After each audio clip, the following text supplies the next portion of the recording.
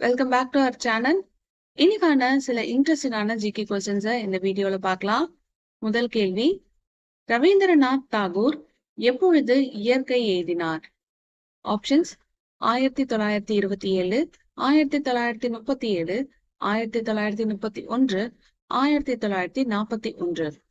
ரவீந்திரநாத் தாகூர் எப்பொழுது இயற்கை எழுதினார்?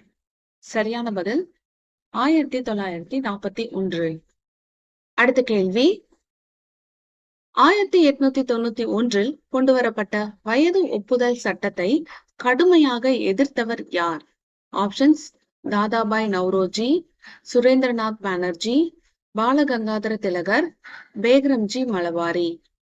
1891 கொண்டுவரப்பட்ட வயது ஒப்புதல் சட்டத்தை கடுமையாக எதிர்த்தவர் யார்?